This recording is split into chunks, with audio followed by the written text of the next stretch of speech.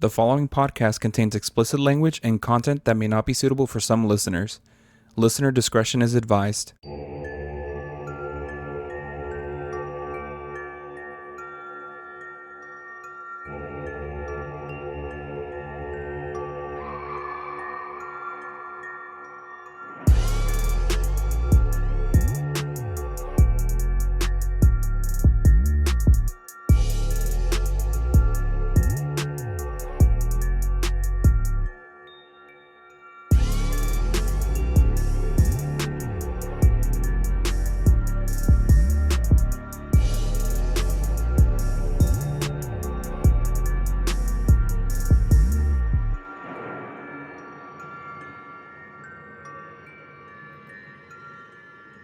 Welcome to the Qué Spooky podcast, where two funny dudes share paranormal stuff, true crime, and other scary things from around the world. I'm Kevin. And I'm Andrez. Ooh, that's still Welcome. Takes some getting used to. Sorry. I'm usually the first one. I'm the welcome wagon. Yeah. Why well, I figured if this is your episode, so I'm gonna do the intro and the outro. So welcome. If this is your first time listening, welcome. We share scary stuff. And if this is not your first time, then welcome back. Welcome back. Primos, primas, and primes. Wow. We don't know how to start the episode. And actually, So, I wanted to segue into if we have any new listeners or anybody that's just started listening to us and just picked up here. We are a queer Latinx podcast, and we're very liberal. Just wanted to throw that out there. I also wanted to start off by saying that, guys, it's not going to change. We still have our immigration resources and all my links on our Instagram. So Qué Spooky Podcast. If you go there on Instagram, you'll be able to click on the link that's all my links. And then we'll have two informational and two that you're able to donate to. The first one is ¿Cuáles son tus derechos si hay ciega? The next one is Know Your Rights If You Encounter ICE. We kind of gave a couple of options, English and Spanish. And then we've got the National Immigrant Justice Center and then Immigrant Legal Resources. And those are both of them you can donate to. So I know you guys might be getting tired of me talking about it all the time, but I'm not going to stop talking about it anytime soon. Mm-hmm.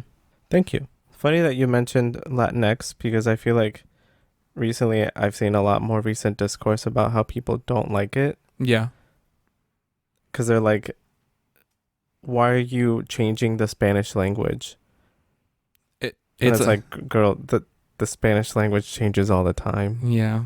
It's the colonizer language, not somebody defending the colonizer language. I mean, even beyond that, neutral gender actually started in Argentina.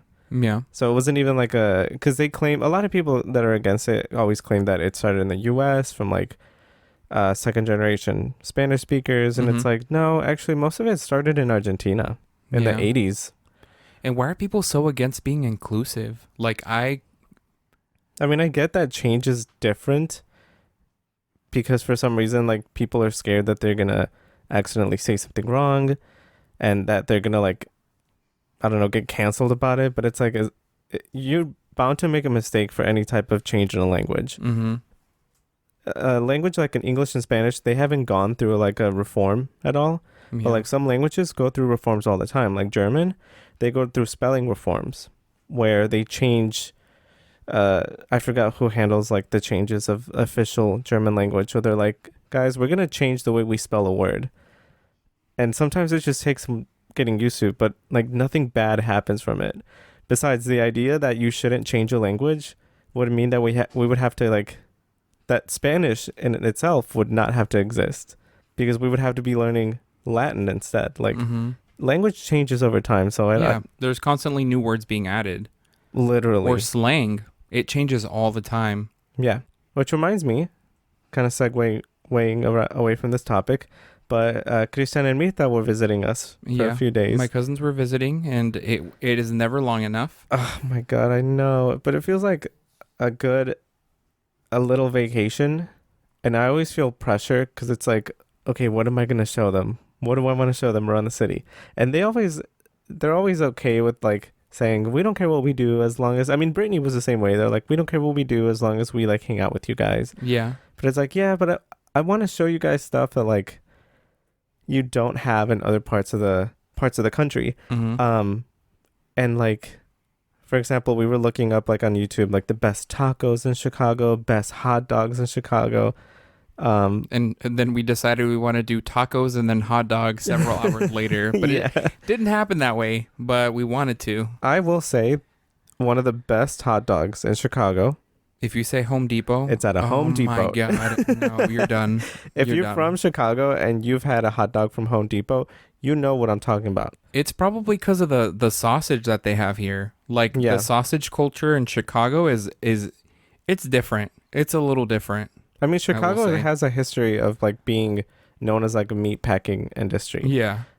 Even like Upton St. Clair that wrote the book The Jungle about meat packing industry regulations. A lot of that, I mean, Chicago has a history of it. So yeah.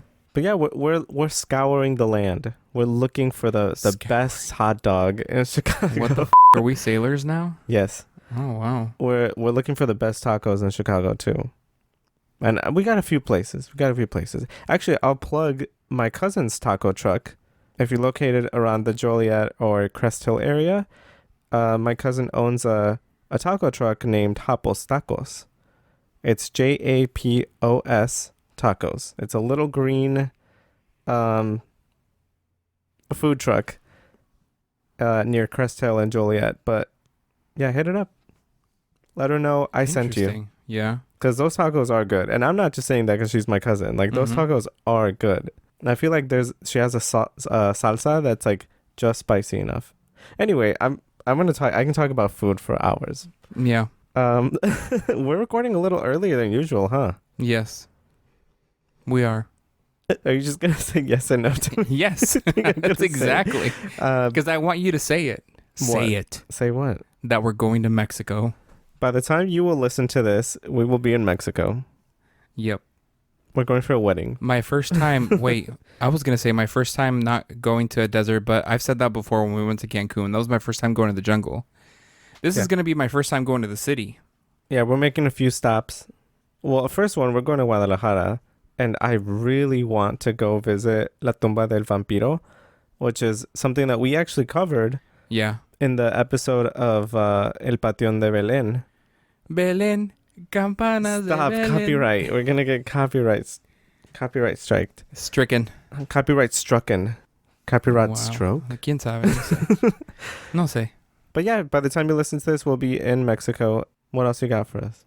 Oh, I kind of like, so I fell down a rabbit hole earlier this week about, it was about Latino people. Okay. Like that work in agriculture, manufacturing, and kind of like the job sectors like that. And that there's like kind of like a digital divide happening.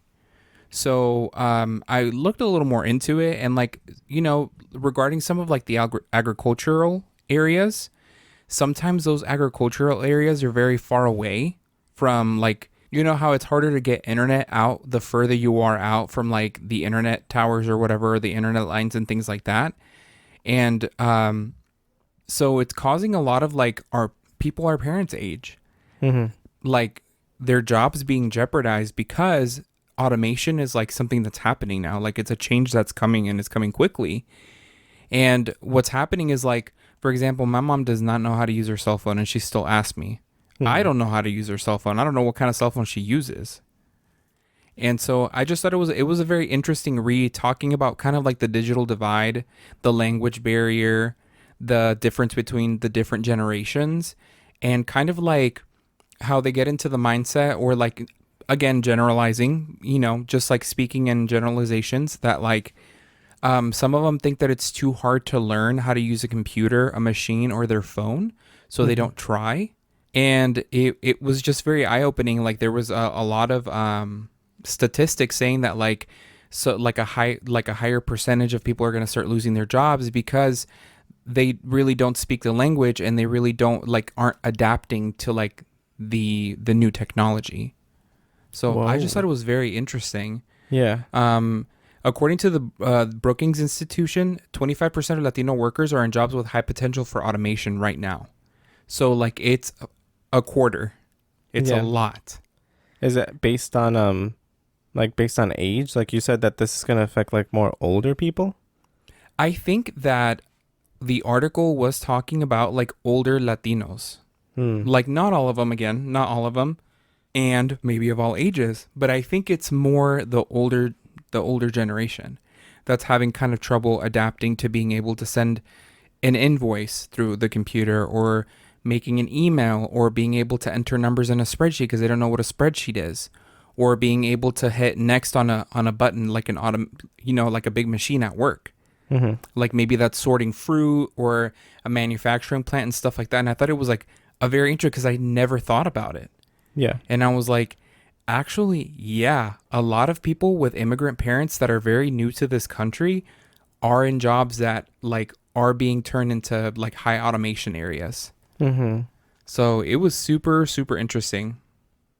Wow.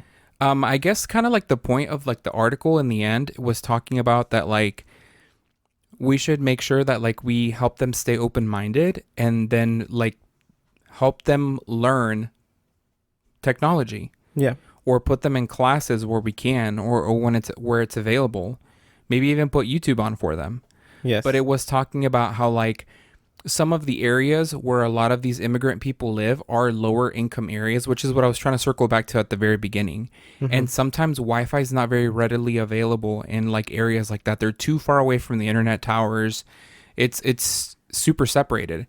So sometimes it like doesn't really just have to do with like the willingness to learn or the language. Yeah. It also has to do with like what type of situation they're in. Access to resources. Yes, the access to resources. So it was, again, I had never thought about that. And it was like this article just popped up and I was like, holy shit, like, yeah, this is very true. I think people should be more available to like helping older people. Like, yes, even though it may be difficult talking to older people and trying to make them adapt to specifically technology. I'm not just saying like, yeah, talking to old people, yeah, it sucks. No, I'm talking about like specifically like helping them navigate their phone and stuff like that. Like, I'm always willing to help my parents because I know that like even the capabilities that their phones have, I feel like they barely scratch the surface of it. Right, they're not using it to its full capability. Yep. And I remember when we first moved here, I gave my parents my location, like on what's it called? On your Apple? Yeah. And I asked them for theirs. That way, like, iPhone. Oops. That way, like, if I'm ever out or whatever, like, you'll know where I am. Yeah. Because I'm especially like we all live together, so it's like it's always better to know like where are you and stuff like that. Like there have been a few times when I call my mom and I'm like, hey, why are you near the airport? And she's like, oh, I came to say your aunt. And I'm like, you're not invited. Okay, no invite. All right. Wow. But things like that, like, and I had to walk my dad to do it because he was convinced that my mom blocked him from her location. I'm like, dude, you just never requested it. That's funny. But yeah, things like that. So, kind of in the end, like we have to, basically the article kind of summarizing it was like, technology can be a tool for empowerment, but we need to make sure that we're doing our best as a community to make sure that everyone has a seat at the table, and so that we're all set up for success. Sounds very corporate-y, but at the very end of the day, like that is very true. Yeah. Which reminds me about like an automation. I know that I've seen recently, or not even recently, I feel like this has been going on for a while, about how AI supposedly is going to like take jobs from like translators. And I'm like, girl, if you know anything about linguistics, I guarantee you are fine. You are safe. Like computers can do a lot, but it has sometimes trouble understanding nuance. There are limitations. And language is so complex where sometimes like saying something in a specific tone will change the meaning. Not just like, I'm not talking about like tonal languages. I'm talking about like even in Spanish or something, saying something a certain way may be taken one way or the other. Whereas like some computers kind of have difficulty understanding that. Like they're good at either or, but never both. And one example that I gave you recently, because I thought it was so funny, was an invalid contraction that this AI thing was spitting out. And basically, an invalid contraction is like when in English, for example, you combine two words and put a comma in between, like can and not, can't, or are and not, aren't. Whereas sometimes what some AI, in the example that I saw, it combined am and not. So it put something like Amn't. Certainly I amn't. And I'm like, girl. Why aren't we doing that? Amn't. That sounds cool as No, it doesn't. Remember, language is always changing. That's true. Yeah. But that's dumb. Can I just crazy. bully the computer? Oh my God. Damn, I walked right into that. Well, anyway, let's walk into your case, actually. Yeah, do you know what my case is about? You told me, but I intentionally forgot. You're going to love this. You love this. Buffalo Ranch. El Búfalo. The sauce. They invented ranch there. No, they invented Buffalo Ranch there. Buffalo Actually, sauce. no. Buffalo Ranch is a ranch in Colorado, and very creepy shit happens there. Oh, okay. Yes. You know I love Skinwalker Ranch. You know I love, like, weird shit. And so as soon as I saw this, I was like, dude, I got to get on this. Like, this is going to be super interesting. So my sources of information are legendsofamerica.com, reader stories, the Buffalo Ranch encounters, bedtime stories, Buffalo Ranch, strangest like Skinwalker Ranch by the Missing Void, and the actual Jeff that lived on Buffalo Ranch has a YouTube channel at Jeff Sailor 752. Like he's the current owner or like a former owner? He was I believe he's a former owner. Okay. And he has part 1, part 2, part 3, part 4, part 5, 6, 7 of him living on the ranch. He got in front of that camera and said, "Sister, I have some tea for you." Yes. Okay, so to begin, in a rugged part of Colorado sits Buffalo Ranch, a secluded 15,000-acre property with a long history of bizarre reports. Its exact location isn't publicly known as the owners place a high value of their privacy. They don't want people to just show up on the ranch or millionaire moguls to buy it, just like they did at Skinwalker Ranch, basically. Yeah. They don't want people poking their noses around where they don't think that they're welcome. The owners hired a man named Jeff Sailors, which is the guy from the YouTube channel, to serve as the foreman, and for 9 years he was responsible for running the place. Wait, a foreman? Not an owner? No, sorry, I got confused. He's not an owner. Okay. He basically was the only one that lived there, though. Like, so he was like an employee. Like yes. A foreman to me, I think is like a mayordomo in Spanish. No, like a groundskeeper. Is that like a good comparison? I would say like he was the head of the ranch. Like you have the people that live there, and then he's the one that I think runs the day to day. He's in charge of everybody. Okay. Like he makes sure that they have enough supplies, probably like hand in hand with the owners, right? Like they're he's the manager, right? He's the store manager of the ranch. Understood. Yeah. Okay. Thank you for using language I understand. So the owners hired a man named Jeff Sailors to serve as a foreman, and for 9 years he was responsible for running the place. Jeff would later say that his time there was anything but ordinary. Over the years, he witnessed events, but that not only pushed the limits of his understanding, but seriously challenged his sanity. Just like the people at Skinwalker Ranch. Do you remember? That some of the things that would happen there, like, really would make them question their sanity. Yeah. Disappearing tools. Seeing things that would, like, yes. Or the tool would be there, they would reach for it, they turn around, look for it, it's not there, and then all of a sudden it's there in the same spot again, and they're like, I just checked there. Yeah. Shit like that. But here's the thing, those strange reports didn't start with Jeff. According to what he knew, the weirdness had been going on for at least 3 years before he even set foot on the property. Both the ranch owners and some of their neighbors had reported seeing unusual lights in the sky, hearing loud, unexplained noises coming from nowhere, and experiencing a whole range of other oddities. We don't know the exact year Jeff first arrived, but it was the dead of winter. The land was covered in thick snow, and during those early days, he made an effort to get to know some of the locals. That's when he first started hearing rumors, stories about livestock going missing, or being found dead under strange circumstances, along with other unsettling tales. At the time, Jeff didn't think much of it. He figured it was just kind of gossip that comes with living in a remote, isolated area. People exaggerated the natural weirdness of rural life, trying to make it interesting. The first strange thing that he personally experienced didn't even strike him as unusual right away. It wasn't much later that he connected the dots and was like, that was pretty weird. So Jeff had traveled from Montana and he brought along pretty much everything he'd collected over the years. When he got there, he unloaded it all in the back of the ranch and he planned to sort through it. Months passed.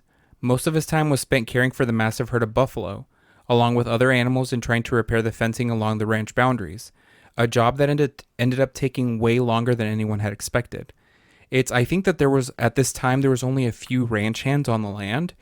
And if you know, like, to repair a fence, you need several people there. You need somebody to hold the line. You need somebody to make the posts, the holes. And then you need a machine to kind of pull. If it's the fencing that I'm thinking about, like the barbed wire fence, you have a machine or like a winch that you put the barbed wire through. And then you have to like wrench it together over and over and over until that barbed wire gets really tight. Then you have to tie the barbed wire to the fence. And so that takes a lot more people than people actually think.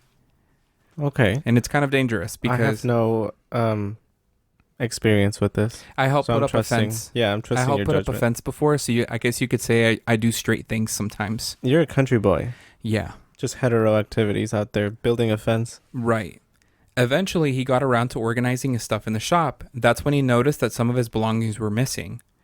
A pair of mountain ghillie shoes, ones that held a lot of sentiment and value, were just gone. Along with them, a pricey camera he'd had for years disappeared. At the time, there were a few ranch hands helping Jeff out. It's not totally clear what their roles were, but they weren't full-time employees. They kind of just helped out when they were needed. Maybe they were just brought on temporarily to help Jeff settle in, or maybe they were there to teach him how to run the ranch. Either way, Jeff suspected one of them had stolen it from him, but he never directly accused anyone. Did he ever give any dates on when this stuff happened? I'm trying to piece together like a timeline. 80s, 90s. It was the 80s. Recent? 80s. Okay. Months later, after pretty much accepting the loss, Jeff made plans to spend his time with his girlfriend. Her real name isn't really disclosed by him, so we can call her Sandra.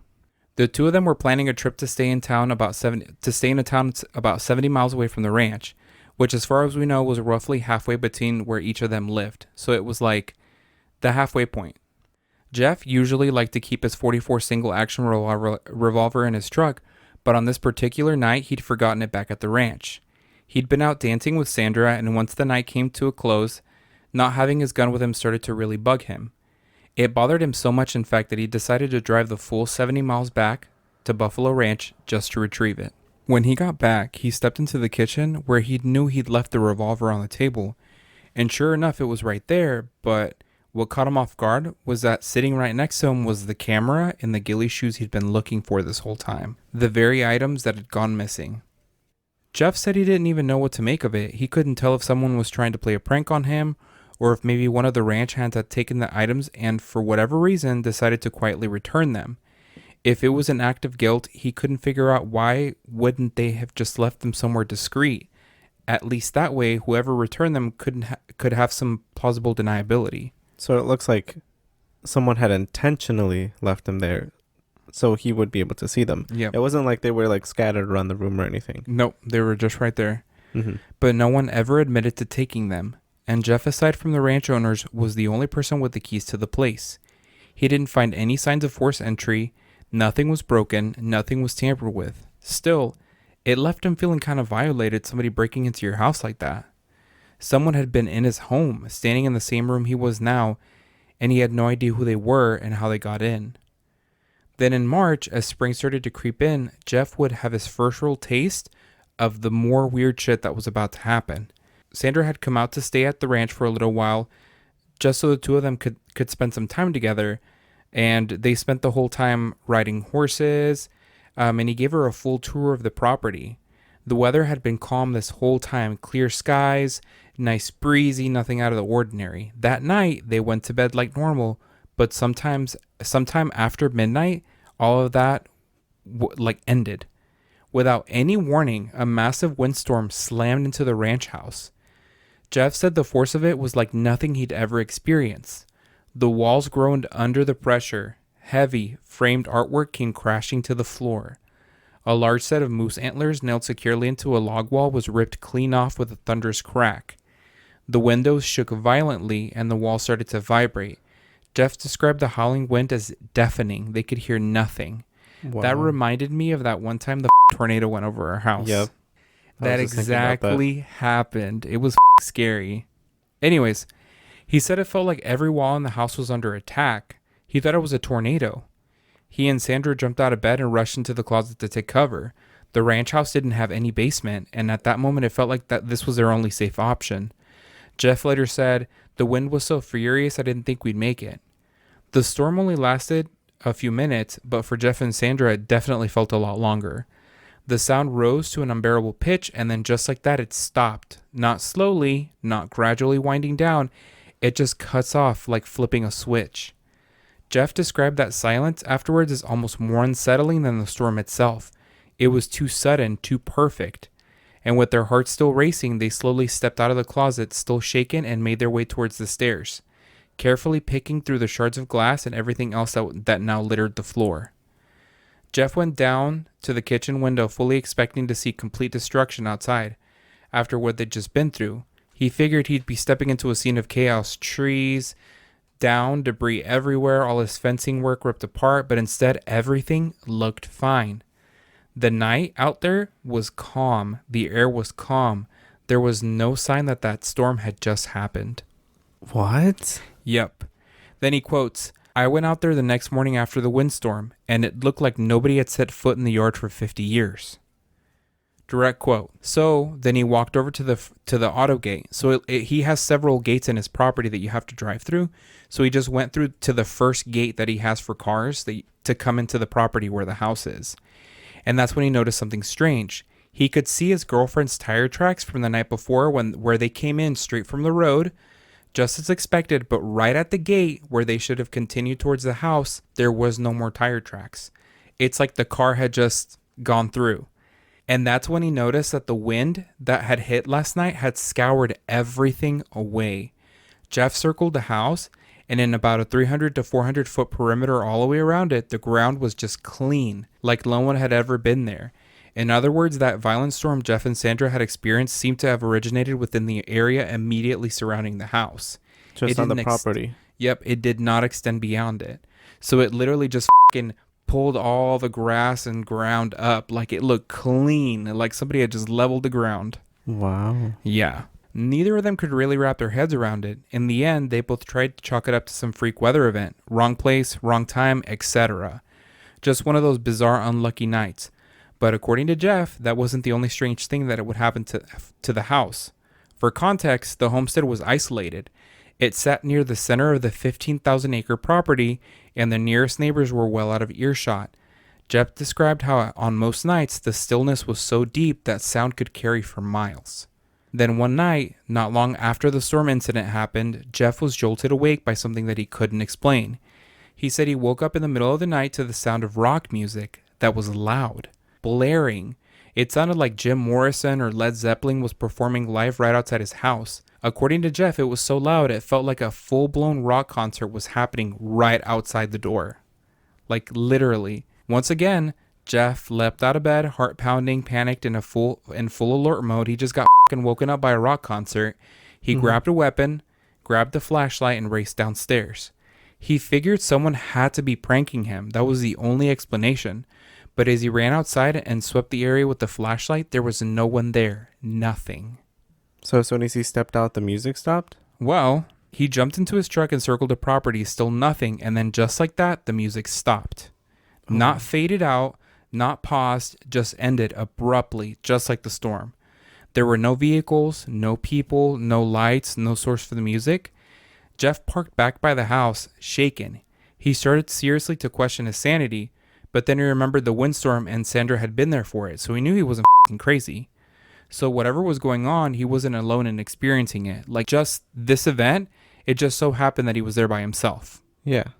So it's like these crazy things keep happening just on the property. Yes. Almost like it's localized a little bit. Yeah. Still, or I almost felt like it, you know how it's almost like it wants to be presenced. Like somebody has to be there to see it. What do you mean? Like, it's not just gonna, it doesn't happen off in the distance. It happens wherever the people are. Does that make sense? Like, it wants to be felt. It wants to be seen. It wants to be heard. It wants to be known. Like, it's just, and this also happens with Skinwalker Ranch. Mm-hmm. Like, you don't see the animals off in the distance or like the weird things off in the distance. It's always like, yeah, off in the distance to where you can't get to it, but it's very close by to where people are. Yeah. Well, it's kind of like the saying that's like, if a tree falls in the woods, does it make a sound if there's no one there to see it or hear it or something? More like I'm saying, like, whenever something happens, it's close to wherever he is. It's not like he's haunted. It's almost like whatever is doing this, it wants to be seen. Okay. That analogy that you used is like, you go something hiking separate. In the woods. Yeah, it's like a completely different thing. You go hiking in the woods and you find a tree that's fallen down. Like, I never understood what that meant, by the way. I was hoping you would. No. By the way, do you have a moment to explain that? No, I'm just kidding. I'm totally kidding. It's Continue talking about reality. Okay. If a tree... You do not have to do this. The example I heard was, if a logger slams in a hallway and nobody's around to hear it, does it slam? Like, it's saying, like, is reality only real because we're there to experience it? And once we step away and we're far away from it, it doesn't have, like, the locker will slam. It is relevant to this. Maybe so, actually, now that I think about it. So I was right. Oh. I always, every time we talk like this and I'm like, oh, I'm right, I always turn to look at the camera, like the webcam. On the computer, on the webcam. As if I have an audience. Well, it's like, maybe soon. But what I was going to say is, what if the stuff that like is happening is only present to the people within the property? Like, say someone is off the property, they might not hear the rock band. Yeah. They might not see the windstorm that's only appearing on that property. The bad thing is that we never get confirmation. Well, kind of. At the end of the case, we'll see where something does happen where it's far away, but like, it's... Continue. Just keep listening. Still, Jeff didn't sleep much that night. He laid in bed with a gnawing sense of unease, a feeling that he just wasn't safe. The house sat about 1.5 miles from the nearest country road, right in the center of the land. To reach it, you'd have to pass through 3 separate locked gates. And yes, that music came from somewhere close by. Whoa. There was no evidence anyone had gotten past those gates. But even more baffling, Jeff thought, was the volume. This wasn't just a speaker set up outside. Whatever had caused that music was powerful enough to shake the whole house. And then it happened again, but not music this time, bird calls. In the dead of night, Jeff was jolted awake by what he described as loud bird calls echoing from every direction. So loud it felt like they were coming from inside the house and right outside the windows all at once. Now, Jeff had been a bird watcher for most of his life. He started at around age 12 and had even worked with a licensed bird bander back in Montana. Bird bander is a bird scientist. Okay. Yeah. He handled hundreds of birds, eagles, owls, hawk, ospreys. So in other words, he was experienced. But this wasn't normal. He said he recognized some of the calls, but others didn't sound native to the region at all. He was hearing tropical birds, ones that shouldn't be anywhere near Colorado. What the... He followed the same routine as before. He got out of bed, grabbed a light, got in his truck, and started scanning the area. But this time, Jeff didn't go back to bed. This time, he was determined to figure out what the was going on. And after driving around the property, the sound just stopped again, abruptly. Somebody turned the speaker off, I guess. Jeff said he spent the rest of that night and almost the entire next day inspecting every inch of the ranch, looking for some kind of hidden sound system or setup. He found absolutely nothing. That night, he went back outside and lingered near the gates. He'd already checked them before he had seen any evidence of a break-in or anyone tampering with them. There was no evidence of vehicle tracks either, just his own truck and the dirt bike he kept on site. That was it. He ended up staying out there until the early hours of the morning, essentially wasting an entire day trying to make sense of it all. By the next morning, Jeff was groggy, tired, and frustrated. He was now behind in all the things he needed to do around the ranch, and things were only getting weirder. He was stumbling out of bed. He made his way downstairs and into the living room, headed towards the kitchen to start his usual morning coffee routine. But as he stepped into the kitchen doorway, he just froze. Laying on the floor next to the fridge, arranged in a near perfect 6-foot wide triangle, was everything from inside the refrigerator. Eggs, condiments, bottles, jars, every last item carefully removed and placed on the floor. Jeff said he just stood there staring. He didn't know what to do. He didn't know what to think. When he later talked about it, he was clear it wasn't just someone tossing stuff out of the fridge at random. It looked precise, deliberate. Somebody had grabbed it and placed it in the shape of a triangle on the floor, all upright. Nothing was tipped over. What the? Yeah. What really unsettled him, though, was that neither of the two dogs in the house had made any kind of fuss the night before. Muna, his Australian Shepherd, was described as an exceptional watchdog.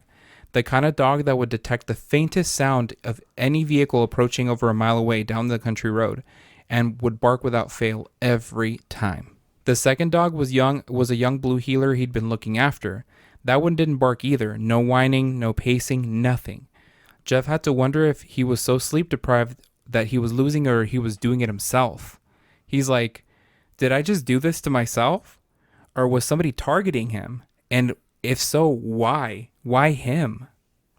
Just so bizarre. On a property that you have to go like 3 gates into.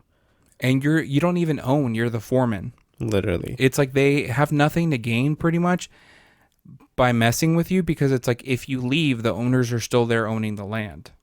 I guess maybe somebody wanted a job really bad. An alien wanted a job really bad. Imagine getting pranked at your job. Yeah. I would hate that. But even then, like, if say this is just a prank. Yeah. After a certain point, wouldn't the people responsible just be like, got to. Just kidding. But they never did. This is weird. To this day. So, in the interviews he gives, the timeline is pretty unclear, but things went quiet for quite a while. Then came an incident that Jeff claims was a shift in what was happening. So up to now, everything was kind of, it was weird, but it was harmless, you know, Pranky. like the music, the wind. Yeah. It was just kind of pranky. Yeah. This was a big ranch, the kind of place that would normally require a full team to manage, but it was only Jeff out there. Keep that in mind. Which meant he was responsible for making sure the buffalo herd stayed healthy and accounted for. He used to joke that he was a foreman of a one-man crew. One morning, while driving out to check on the herd, Jeff came across a sight that stopped him cold. A massive bull, one of the largest animals on the property, was lying completely still in the open pasture. At first, Jeff figured the bull had either died from natural causes or falling prey to a predator, but as he got closer, it became obvious this wasn't either one of those things.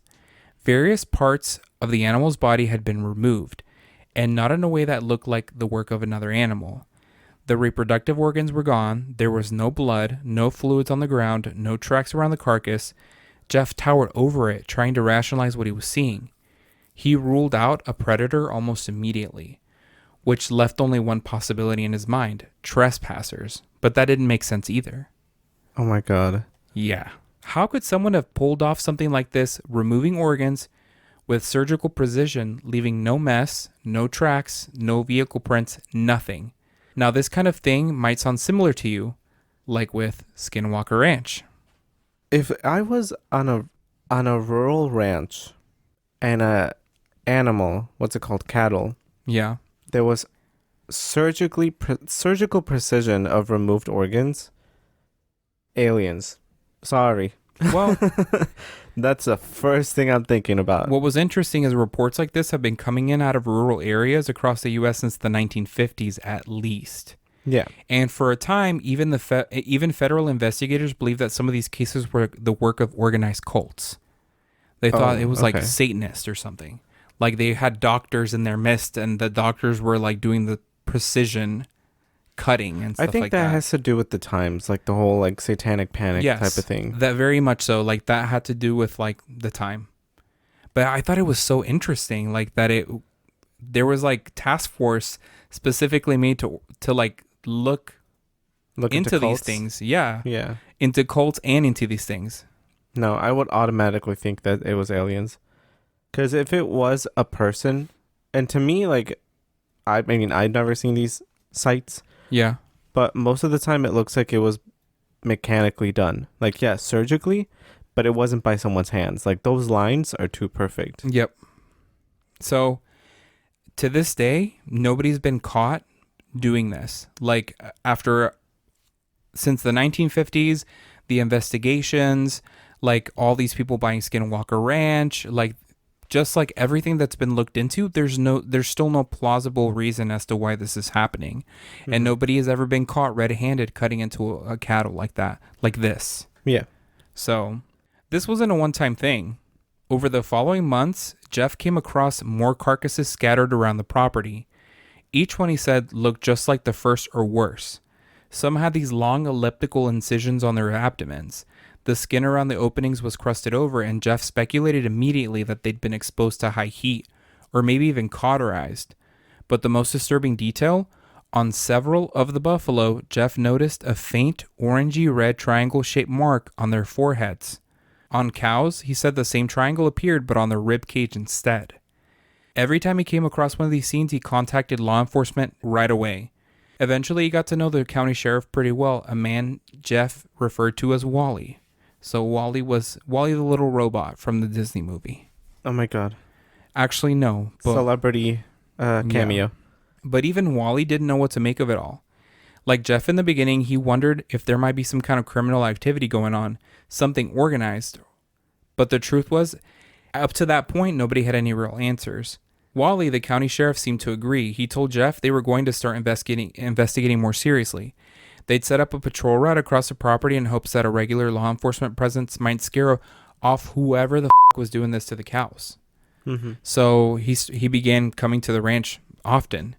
He also made it clear if Jeff ever felt spooked, needed help, or just had something to report, he was free to call any time. The ranch owners weren't brushing this off either.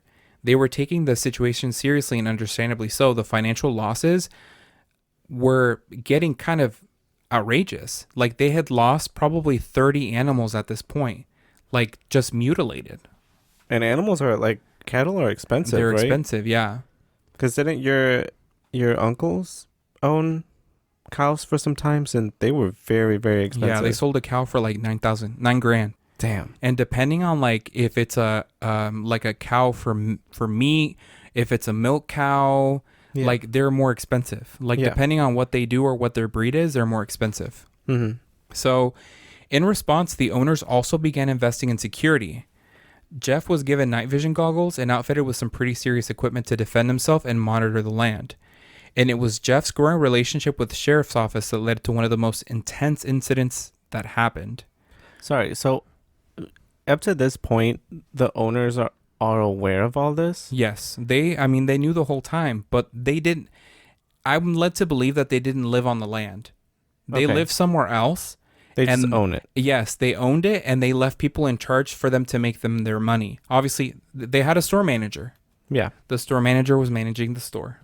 But up to this point, they were still under the impression that this was like trespassers. Like, do you think they may have... What do you think? I don't know. That's what I'm asking you. Well, I mean, Jeff was interviewed. The owners were not interviewed. So I can only tell you what Jeff thought and not what the owners thought. The owners were never interviewed? Nobody knows who the owners are. He didn't disclose who they were. Oh my God. Why does that sound so ominous too?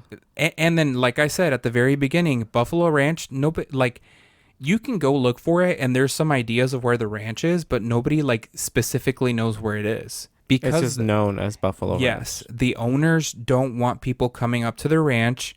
They don't want people knowing that this is where the mutilations happen. They don't want to lose out on money, potential money they could make from selling cattle or anything, or it's bad publicity. Yes, it's bad publicity. Okay, so taking a step back then, up to this point, Jeff and the sheriff are under the impression that this is trespassers, like people, like they don't think anything. Well, again, what are you gonna think? No, I'm asking you. Like up to this point, has Jeff been? Does Jeff believe that something supernatural or unexplained? I'm telling you, at this point, like if you were in their shoes, you wouldn't think something supernatural was happening. You think somebody's f***ing with you. No, I would. I'm built different. Well, okay. Well, that's why I'm asking you. They thought something was weird happening, or they were in denial, maybe. But like shit's ramping up. Okay. Like so, it's like I don't know. It's fair question. I think you Jeff just said you don't know. Well, I want to be ambiguous because it's more interesting. Jeff, up to this point, I think was in denial from like what you can tell. Yeah. Now it's kind of difficult to say because like once the events happen to you, and then once you go past a certain threshold where you're like, this is supernatural. Yeah. When you recount the story, you're looking at it from the lens of this was supernatural the whole time. So maybe your perspective on what happened the whole time changes. Yeah. And this is just speculation. I mean, we don't know what's going on. Right. To him, he's probably not connecting the events of like that weird windstorm and the weird noises to the mutilations. To him, it's probably very like all separate accounts, especially because if they didn't happen consecutively, he's not thinking, oh, this is weird, kind of like that one thing that happened before. Well, and then like to back to my point, like what I'm trying to say is like the way that he tells the story now is going to be different than the Jeff at that time because, and I'm only saying this because, for example, if you thought somebody was breaking into your house and moving your shit around, how would you tell that to somebody? You'd be like, somebody's breaking into my house and moving my shit around. Well, once you get past a certain point, that threshold where you believe that it's something supernatural and you're recounting the story years later, you're going to say, the whole time, something was moving my stuff around. Yeah. It would appear here. It would appear there. You retell it differently. You retell it. You have a different frame of like perspective is what I'm trying to tell you. Yeah. So maybe at that time, had he told the story, he would have said it was somebody. But now when he tells the story, it's more ooky spooky, if that makes sense. Okay. No further questions. Okay. I apologize for interrupting. Continue. I forgot where I was. We went on a very long tangent. Hold on. Okay. One night, Jeff spotted lights out in the field, visible through his bedroom window. He said they looked like the headlights of an old Jeep, low to the ground, glowing with a weird lime green hue you see through night vision goggles, that eerie luminescent glow. Over time, Jeff ended up reporting these lights on 27 separate occasions. But each time, before he could get close to identify what they were, the lights would vanish, just disappear. One night, though, Wally had called Jeff ahead of time to let him know that he'd be driving through the ranch again. He was going to make a visit. Jeff thinks Wally wanted him to leave the gates unlocked so he could pass through without delay. Wally had a deputy riding along with him that night. Jeff was fine with it. By now, he joked, Wally had basically become a regular visitor to the ranch. The sheriff had even given Jeff a radio so they could stay in touch during these check-ins and patrols. That evening, Wally told Jeff he'd be heading out to the farm grounds on the north end of the property, which was about 4 miles from the house Jeff was actually in. Jeff watched as Wally's truck passed through the yard, went past the house, and then settled down further out for the night with a book. About an hour passed, then all of a sudden, Jeff's radio erupted with static and yelling. He could hear Wally's voice, but it sounded panicked, scattered like he was trying to talk through chaos. The deputy was shouting too, but Jeff couldn't make out what they were saying.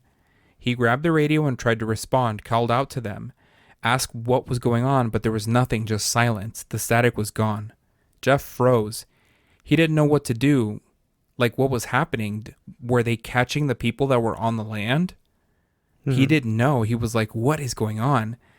Through the radio, though, a couple minutes later, he asked again what was going on, and this time Wally responded, I'm surrounded. We need to leave.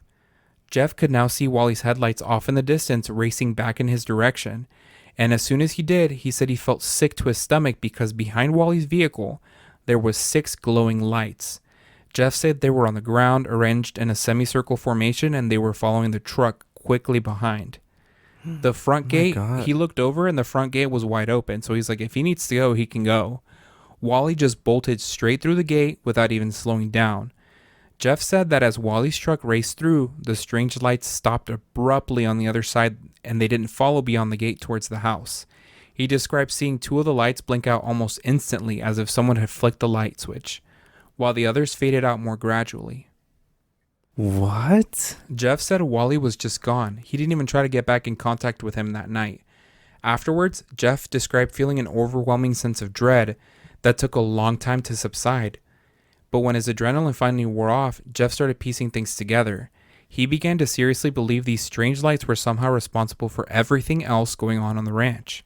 The disappearing buffalo, the intense storm, the bizarre sounds at night, all of it. it felt like something or some like other being was trying to mess with him, and he had no idea why. He later said standing alone that night, surrounded by the vast darkness of the ranch, not knowing if those lights would reappear, left a lasting impression on him. Even though they didn't physically harm him, Jeff sensed that there was danger, and it definitely didn't have good intentions. It left a lasting mental scar on him. Yeah. The next day, Jeff tried to reach out to Wally through the sheriff's office, but was told that Wally was off sick and would likely be back the following week. 6 days later, though, Wally returned only long enough to resign. What the? Jeff said Wally refused to talk about what had happened that night, and even though they ran into each other numerous times afterwards in the town, both Wally and his wife remained polite, but Wally clearly was not interested in discussing the incident, at least not for several years. Please tell me we know his perspective. Eventually, long after Jeff himself had left the ranch, he convinced Wally to sit down and talk. Jeff didn't share the entire conversation, but he did reveal that they'd eventually discussed whether what they experienced that night could have been the work of a non-human intelligence. Wally simply said he believed in what he'd seen, and while Jeff wasn't completely explicit, it seemed clear he leaned towards the possibility as well. Whoa. Yeah. Whoa. Okay. When Jeff himself was asked directly, he said he honestly didn't know. Beyond seeing the lights and experiencing the strangeness at the ranch, he'd never actually encountered anything concrete, nothing he could confidently call a craft or a being or something clearly otherworldly. But he firmly believed something inexplicable had happened on that ranch during those 9 years. Jeff later shared another strange encounter he'd had. One time, while driving into a nearby town to pick up groceries, he noticed a cluster of glowing lights of various colors along the hilltops near the fence line of his ranch, or the ranch he was working on. Mm-hmm. Jeff couldn't make out the source though, but the lights were incredibly bright and pulsated slowly. And this is what I mean where other people experienced what was happening on the ranch. Continuing on, Jeff reached a highway construction crew and stopped to ask them if they'd seen the lights too. One worker said that they'd noticed similar lights flashing over in the basin, speculating that they might be emergency signals of some kind. Jeff had seen lights like that before, though he didn't tell the workers. Instead, he decided to return to the truck and head back towards the ranch. So he confirmed that one worker could see the lights over the ranch. He didn't want to risk finishing his shopping late and having to drive back past the mysterious lights after dark. He figured the groceries could wait for another day. Instead, Jeff drove up a nearby hill to get a better vantage point, hoping to safely observe whatever was happening from the distance. From that vantage point, he watched as the lights moved erratically across the horizon. As he sat there scanning the sky trying to make sense of this bizarre display, something new caught his attention. To the south, a faint amber glow appeared, distinct from the others. At first, it seemed stationary, but as he watched, Jeff realized it was slowly moving towards him. This was different though, larger and unlike any other lights he had ever witnessed at the ranch. Then, without warning, 2 smaller amber lights appeared on either side of the main one, forming a clear triangular pattern. Jeff had never seen anything like this. As the lights drew closer, steadily advancing over about 15 minutes, 2 additional smaller lights emerged at the edges, further reinforcing the triangular formation. Now this amber glow dominated Jeff's field of view. It was clearly moving in his direction, closing the distance quickly, leaving Jeff sitting there alone at the top of the hill, surrounded by empty fields. He was by himself. Oh my God. Jeff said that once again he felt an overwhelming sense of dread. He couldn't explain why exactly, but he was scared of those things. As the lights drew closer, he found himself frozen with decision paralysis, unsure if he should jump in the truck and make a run for it or stay put and see what happened. But before he could make up his mind, the lights began to flicker. First, the 2 smaller lights on the outer edges blinked out. Then the other 2 on the inside followed, leaving only the large center amber glow hovering silently in the sky. At first, everything seemed still, but then Jeff noticed something strange. Most of the stars directly overhead had disappeared. He looked up and realized there was a perfectly straight line in the sky. On the left side of the line, the stars sparkled normally, but to the right, nothing, just a void. Complete blackness. It took a moment for it to register, but when it did, the realization hit hard. This wasn't some illusion. He was seeing something moving, and it was massive. A silent object blotting out the stars as it crept across the sky. Jeff later referred to it as the void. What the? Yeah. So was it like a big spaceship? He couldn't see that it was a craft, but it was definitely blocking out the light behind it. And so it took up most of the sky above him. Whoa. This is like Independence Day type of shit. Like creepy. Whatever it was passed directly over his truck, and while Jeff was convinced that something enormous was looming right above him, it was too vast to make out any clear shape. The size alone made it impossible to determine what it even was. As this void drifted north, Jeff noticed a series of faint lights flickering in the view along its edge, and then just like that, it disappeared. The stars returned, and the sky looked normal again. Jeff's adrenaline had been running full throttle through the entire encounter, and even afterwards, he still felt absolutely terrified. He jumped back into the truck, and instead of heading back to the ranch house, he floored it, pointing the vehicle straight towards the town.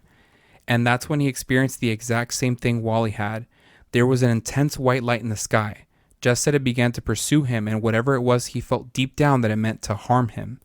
He pushed the truck hard, reaching speeds of close to 100 miles per hour, but the light matched him the entire way right behind him as if it was toying with him. Then, without warning, it vanished. By the time Jeff rolled into town, his hands were trembling. He was trying to process what had just happened, replaying every second of the night in his head. Jeff later recalled that around a 5-year mark of this time on the ranch before, while he resigned, he'd reached a breaking point. The constant weirdness had taken a serious toll on him mentally and emotionally. The lights, the mutilated animal carcasses, the relentless sense that something was going to happen to him, and he couldn't see it. As a seasoned hunter and outdoorsman, Jeff eventually made up his mind. Whatever was hiding out there in the prairie, he wanted to find it. According to him, the week leading up to the decision that had been particularly rough. He'd found yet another buffalo in a condition similar to the others, and the sheriff's department had been back out at the ranch. That week, they had also seen the green lights just hovering in the fields. Wally, before the incident that led to his resignation, had never been able to get close to them. Neither had anyone else. Witnesses, including Wally himself, described the lights as being capable of incredible high speeds. One moment they'd be stationary, and the next gone, like they'd never been there at all. With the ranch owner's blessing and their financial support, Jeff decided to take action. One night, he set out armed and equipped with surveillance gear, including the night vision goggles that he'd been given. He drove along the perimeter of the property, scanning the land until he finally spotted what looked like the elusive lights near a hilltop. Jeff stopped the vehicle. He didn't want to make any noise, so he chose to approach the light on foot. When he reached the ridgeline, he dropped to his belly and began crawling through the grass, trying to stay as quiet as possible. The light appeared to have dipped into the basin on the other side of the ridge, and from his vantage point, about 3/4 of a mile away, Jeff thought he could see a figure. It looked tall, upright, still. Using his night vision goggles, Jeff continued to crawl slowly, trying to close the distance. Over the next 2 hours, he worked his way closer, inch by inch. By the time he was 100 yards away, he set up a tripod and trained it on the figure. He stayed there, watching motionless for an hour. Still, the figure didn't move. Eventually, Jeff got to his feet and advanced even further. He made it to within 20 yards, and that's when he finally lowered his equipment and it hit them. For the last several hours, Jeff had been hunting a pine tree stump, standing there in the dark. Oh my God. Yes. Feeling silly and more than a little amused by the whole situation, he started to question whether the light he'd seen had anything to do with what was going on at the ranch at all. Dude, he was out there for hours. Yep. As time went on, Jeff's relationship with Sandra began to grow more serious. She and her 2 daughters, ages 4 and 9, started spending weekends at the ranch. They spent their days riding horses, and Jeff had been teaching the girls how to care for the animals and helping them learn the ropes of ranch life. But one weekend, something deeply unsettling happened. The 9-year-old had been playing out of sight just behind the horse barn, while Jeff and Sandra were sitting on the porch with warm drinks, enjoying a peaceful evening. Suddenly, they heard hysterical screams coming from the direction of the barn.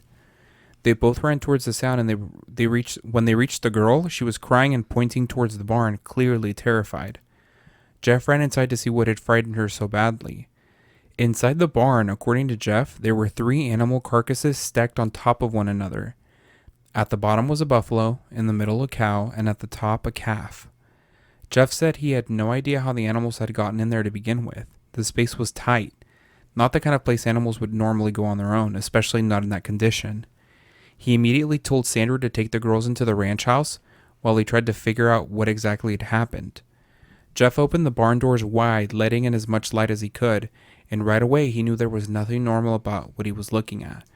Just like the other carcasses he found over the 9 years, there was no fluids on the ground, no blood, no sign of a struggle, and nothing to suggest how the animals had even gotten into that position to begin with.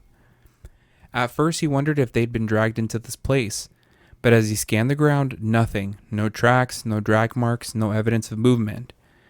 Then he saw the faint orange-red triangle. This time it was marked on the calf, and no matter how many times this happened, Jeff said, it never got easier. It never made more sense. He didn't say exactly what the outcome of this specific event was, but it's probably safe to assume that he reported it to Wally like he had with all the others. Later that summer, Jeff was back out working on the fences. As the sky started to darken, he noticed a truck pulling into the yard. Curious and a little on edge, Jeff climbed into his own truck and drove back to the house. When he arrived, he saw a man he didn't recognize loitering near his vehicles. The stranger was crouched down beside one of Jeff's trucks, and when he pulled up, Jeff immediately confronted him, asking what he was doing. The man stood up, pulled out a badge, and identified himself as a federal agent with the FBI. Jeff asked him plainly, "What do you want? Why are you here?" The agent told him he was placing tracker on Jeff's vehicles. He explained vaguely that it was to help differentiate friendlies from potential intruders, but he didn't elaborate on what he actually meant.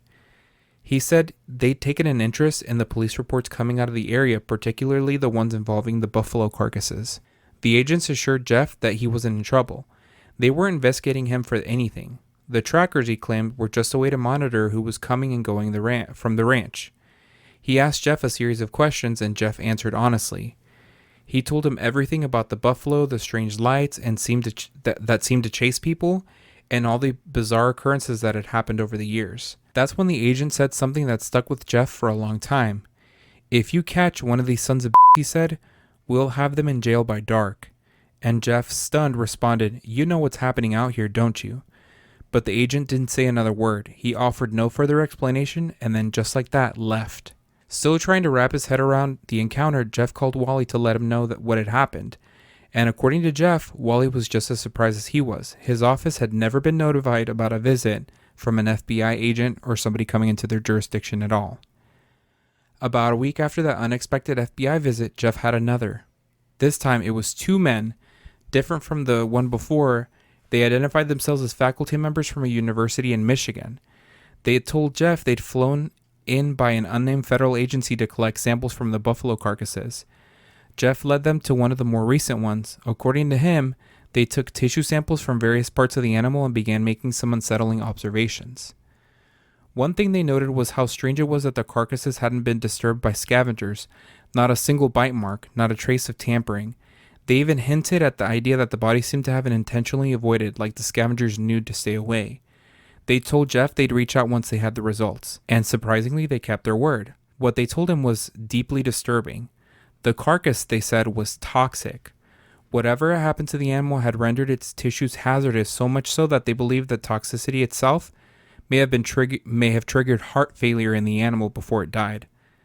But they didn't know why they had become so toxic in the first place. Okay. This is very strange. Secondly, so it's kind of like their bodies were poisoned? Almost, kind of. Very weird. Yeah. Secondly, they told Jeff they'd found crystalline structures in the tissue that were unfamiliar to them. And finally, they confirmed something Jeff had suspected from the beginning. The elliptical incisions on the abdomen appear to have been made with a great deal of heat, almost as if the tissues had been cauterized during the cut. That was pretty much all they offered. No deeper explanation, no follow-up, just enough to confirm what he'd been witnessing was far from normal. Later, after Jeff left the ranch, he began to open up with other ranchers around the area. And to his surprise, some of them had stories of their own strange events, unexplainable findings, and even encounters eerily similar to his. It made Jeff start to wonder, maybe whatever was happening out there wasn't isolated to his ranch at all. It was something more widespread. Okay. And that's the end. That was Buffalo Ranch. And you're just going to end it like that? Yep. That's it. You know what I think is so interesting? Do you remember that time we went to Colorado? Yeah. And I told you, you know what's weird about here? That there's lights reported above the mountains all the time. Mm-hmm. Yeah. And you were like, what? And I'm like, UFO sightings here? Super popular. And then you know about the Denver airport and like the lizard people that are supposedly there. There's just a lot going on in Colorado. Yeah. So it was super interesting. That's crazy. That is... After a certain point, I stopped asking questions because I was so invested. You just wanted to hear the next thing. Like I was drooling and my eyes were crossed. I was so I was so focused. I was locked in. Oh my God. Super interesting. There's another ranch in Colorado close by to this one that I might cover in a different case. Something similar happens there. To be honest, I feel like I was expecting a little more paranormal stuff. Yeah. Sorry. Well, I mean, what would you say, after doing your research for this, what would you say would be the main difference between Skinwalker Ranch and this ranch? I mean, besides what you just explained, but I mean, like, Skinwalker Ranch has so much more that was going on, like the apparitions. This one seems to have a lot more like alien-like activity rather than supernatural and alien, if that makes any sense. Like this one... Specifically, I feel like maybe the ghosts didn't want to travel that far north and just the aliens went that far. Okay. The ghosts didn't make it on the road trip. Gotcha. Okay. Yeah. Interesting. Still very interesting nonetheless. Like a piece of land where weird things happen. I'm there. Like I want to know about it. Yeah. I mean, I would like to know what the property looks like, but I understand that for the owner's safety and, you know, I guess just for safety in general, like they're not going to publicly disclose where this location is. Mm-hmm. But yeah, I'm interested to know what that one guy saw. Wally. Yeah, Wally. We'll never know. Ugh. That guy, Jeff Sailors, by the way, is like 70. Yeah. So, I mean, Wally might not even be on this earth anymore. Yeah, that's true. That's crazy that the FBI agent was like, if you catch him, let us know. We'll have that motherfucker in a jail cell by dark. Yep. I'd be like, hell yeah. That's crazy. So anyways, that was it. This reminded me a lot of that one movie by, I forgot his name, but it has Keke Palmer in it, Stephen Yeun. Mm-hmm. What is it called? Was it called Nope? Yes. With blue jeans? Yes. Yep, it's called Nope. This is exactly the same type of vibe it gave me. And when you were talking about the ranch, the location and the setting of the movie was what I was thinking about. So, because a lot of like ranch houses are like really nice on the inside. Mm-hmm. There's some that I'm just like ranch style houses, not my thing. But overall, like this is what I pictured. So interesting. Well, thank you for sharing. This is a case that I've never heard about. Yeah, it's definitely creepy. Yeah, it sucks that you just ended it like that. Yeah. I mean, you can watch Jeff Sailors' videos, but he I summarized everything. Yeah, no, I know. Maybe we'll never know. Maybe the owners will come out someday and talk about what's happening on the ranch. Maybe the other people from the surrounding ranches will start posting videos or talking about what other things are happening there. Yes. The other ranch that I'm talking about is north of Colorado Springs, between Denver and Colorado Springs. Weren't we around there? Yes, we were. Oof. Anyways, what do you have for the palate cleanser? Okay, this is something that I wanted to share that I saw on TikTok. Someone shared that supposedly astronauts have heard the sounds of knocking while in space with no explanation. There's no air in space. So it reminded me of our listener story by Jose that shared that he heard knocking at his window. Duendes in space. But not only that, I think it was like Saturday or Monday even. My mom told me in the afternoon because I was on lunch. I went downstairs to find something to eat, and my mom was telling me that she, like early in the morning, she said it had to be around like before 8 a.m. She heard 3 knocks, distinct, like very like 1, 2, 3. Mm-hmm. And she said that she thought it was someone knocking at her door, like maybe my sister, because she had stayed home that day. So she yelled out like, "Hey, who is it? Come in." And there was no response, which is weird because I'm on the other side of the house. I didn't hear this. I didn't hear any knocking. I didn't hear her. But my mom was like, "That's weird." And I guess as she's waking up, she's realizing that her door, when you knock on her door, it's like a very distinct, like when it's her door. Mm-hmm. And she said that as she got up, she realized like that was not her door. Like someone else knocked, and she's like, I could not figure out what it was or like where the knocking came from. Where the knocking was done. Yes. Because she's got double doors on her, like to come into her room. Yeah. So those doors kind of like shake when you knock on them. Yes. Like they both shake. So yeah, she doesn't know what it was. What if it was her closet door? That's scary. Yeah, a little bit. Something about a closet. I'm not going to tell your mom. I'm not going to say anything. I wouldn't. She might be listening to this. I don't know. Oh. Hi, Betty. So yeah, about I don't know. I feel like knocking and 3 has been coming up a lot recently. Yeah. So what the TikTok was saying is that several astronauts have reported hearing knocking or tapping sounds while inside their spacecraft, despite there being nothing outside. There's no air in space. Sound shouldn't travel. They described it as if something was knocking from the outside, yet when they looked, nothing was there. That is super weird. Sorry, this is supposed to be a palate cleanser. We're supposed to distract you guys from the scary stuff, but so let me do that. So I got something. Oh, go ahead. Somebody sent us some of their podcast pets. Okay. I say it like they have podcast pets. The podcast pets. Yes, it's our podcast pets program special. Anyways, her name's Elizabeth. Elizabeth, yeah, it's the pet segment. Her name's Elizabeth, and she sent her companion Basil Leaf. What is it? He's a 2-year-old conure. He's a little bird. Oh, he loves a picture. He loves baths and green apples. He loves to fly around and sit on Elizabeth's head. It's on the Instagram. God. I was looking at it earlier. You didn't see him? Oh, I thought that was like a parakeet. No, yeah, that's a conure. They're the same thing? Similar. He kind of looks like a parakeet, but not really. It's different. Oh. Yeah. I love birds. Say hi to him for us, Elizabeth. Okay, so my turn now. So we have my sister's cat, Benny. He originally was ours. He was like my sister, so he was living in this house. And after a few months, my sister took him instead. And he's kind of a menace. But a few days before Thanksgiving, or not Thanksgiving, oh my God. A few days before Easter. Actually, that is relevant. Hold on. So during Christmas time, my sister Giselle bought like a pack of little miniature Jesus and was just handing them out. And she left some at my sister's house. And a few days before Easter, Benny found one and chewed on it and ate it. I guess it caused an obstruction in his little belly. His belly, and they had to perform surgery because they were thinking like, what is that? Like in the x-rays, they could not figure out what he had eaten.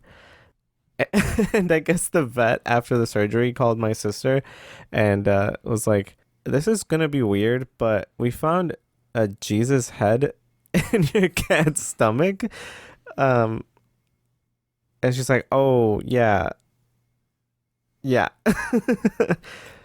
Oh, poor little Benny. But yeah, it was crazy. It was sad. Like, surgery on an animal is so sad. Yeah. Pobrecito. Keep little items away from your little babies because they might eat them. Yes. In other news, honestly, I don't really have much. I'm sorry. And this episode is kind of long, so that's okay. I just wanted to give an update. Benny is back to action, and he is a menace in the house. He's still a menace. He used to live here, and then he went to live with Kevin's sister. Yeah, I said that. And then the incident happened, and now he's back here. Just recapping what happened. Yeah. And now he's probably like 85% good, but he's at 100% diabluras. Well, actually, that reminds me. The reason why he's here is because my sister had her baby. Yeah, congratulations, Carla. So thank you, everyone that submitted a name. Unfortunately, my sister... The baby's name is Benjamin. My sister went with the very first one that she thought that her and her husband had thought of. They're like, we're thinking about Benjamin. And I was like, okay, I'll find you a few name suggestions. And then months later, she's like... Thank you so much, but we're going to go with Benjamin. The first option. But yeah, thank you everyone that submitted a name suggestion anyway. They were very good names. And we really did send them over to her, and some of them were really good. I literally created like a list on my notes app. They're like, what about this one? Yeah, my favorite one was ramen. Hello? I'm just kidding. But yeah, his name is Benjamin, and because he's a newborn, we don't think it's a good idea to have a rowdy cat out there. So he's gonna slap his little bald head. What the? In other news, did you see that Firefest is having a Firefest 2? Are you serious? Yep. And they've already had to delay it. And they didn't I don't think I know why. I think it had something to do with like the logistics of like where it was going to take place, because I think it's taking place in Mexico. Mm-hmm. It's weird because they haven't announced any lineups of artists or anyone performing. I don't know if that guy was it Ja Rule that was part of the first one. I don't know. I want to say it was Ja Rule, but he's not part of it. It's just that one guy, the original scamming guy. The original scamming guy. But we watched the documentary. It was bad. It was crazy, dude. We saw both documentaries, the one on Netflix and the one on Hulu. Yeah. They both said the same thing. Did you know I was there? Girl, shut up. I was the one making sandwiches. No wonder they look like that. You can't cook. Yeah, it was me. I was very limited on supplies. That was a crazy time. And the fact that he didn't want to give anybody back their money. Literally, I would have been so mad. God. It's like, what are you talking about? Do you remember that people were stuck out there? Yep. Anyways, on that note, I just thought it was crazy. I think we're signing off now. I thought it was just so crazy how people are like buying into this. Take my money again. Like, you guys didn't learn the first time? And remember at the end of the documentary, like people on the documentary were like, he's going to do this again and people are going to fall for it again. Yep. He's on to his next scheme. And the crazy thing is I don't think he intentionally does it to scam people. I think he legitimately wants to have like a quote unquote like Firefest. Yeah. But it's just like bad organizing or something is causing all that. I don't trust men, so I don't know. No, he's a man. Done. Well, thank you for listening. Thanks for listening. Please follow us on Instagram, TikTok, and YouTube at Qué Spooky Podcast. Also, email us any story suggestions or your own scary stories at quespookypodcast@gmail.com. Special thanks to Taylor Turner for the artwork, Kyle Fields for the intro music, and Leonardo for the logo redesign. And don't forget to tell someone you love how much they mean to you. We'll see you guys on the other side when we're back. What are you talking about? From vacation? Oh, sorry. Okay, yeah, bye. Bye.